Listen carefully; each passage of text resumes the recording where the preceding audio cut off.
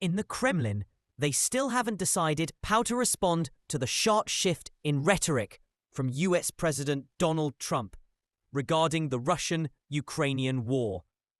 Former Russian President and current Deputy Chairman of the Security Council, Dmitry Medvedev, has been talking about the ongoing possibility of a direct conflict between the United States and Russia, even threatening the US with nuclear war. Medvedev openly mocks Trump, saying his statements are an example of effective governance on social media and that they shouldn't be taken seriously because the American president's rhetoric could change at any moment. To further insult the US president, Medvedev even compared him to the leaders of Ukraine and Poland. From the Kremlin's perspective, that's a major slight. After all, the only person Trump can reasonably be compared to when Medvedev is in a good mood is, of course, Vladimir Putin.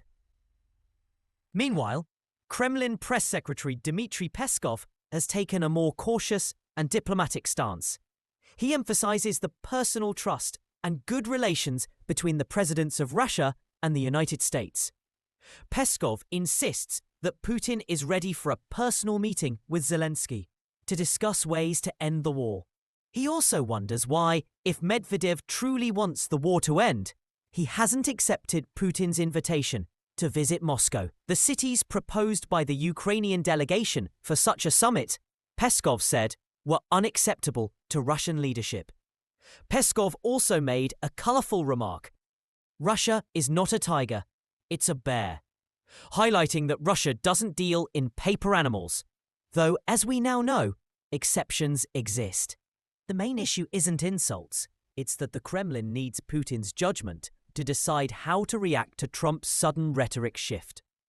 For now, Russian leadership is holding off until Trump moves from social media posts to concrete actions that would truly concern Moscow.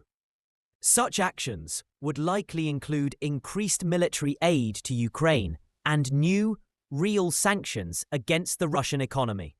Trump previously said he would decide on his approach to Putin within a month, giving the Russian president time to plan his response, if and when real developments occur. However, given Trump's behavior in the final months of his presidency, that month could shrink to 2 weeks, or even a week. Putin may need to react faster than anticipated. This sudden shift in tone is, of course, unwelcome and difficult for Putin. On one hand, it's crucial for him that the US doesn't interfere with Russia's war of attrition against Ukraine. That is a key condition for Russia to continue its campaign. On the other hand, Putin wants to appear as an equal player on the global stage, not just with Trump, but with Xi Jinping, his main partner in China, and India's Prime Minister, Narendra Modi. We've all seen how Putin conducted himself during summits in China. As a victor, he has strong personal relations with Trump, who has invited him to the United States, while Xi Jinping's interactions with Trump are far less certain. The same goes for India's Prime Minister, who faces steep tariffs on exports to the US and has little direct engagement with the American president. Meanwhile, Putin remains Trump's favoured interlocutor, often greeted with applause when exiting his plane in Anchorage, Alaska. Such gestures leave a mark, not just on Trump, but on Xi, Modi, and global observers.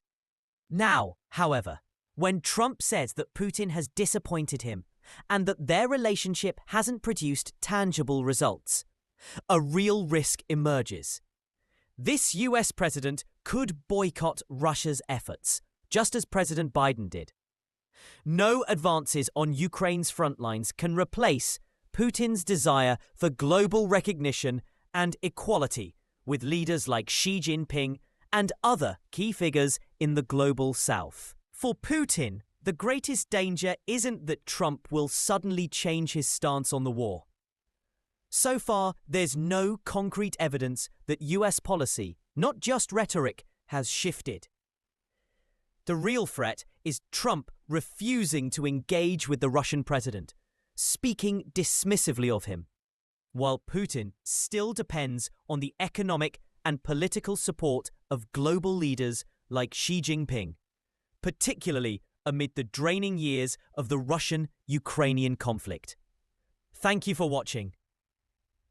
Stay tuned to this channel, subscribe, follow me on social media,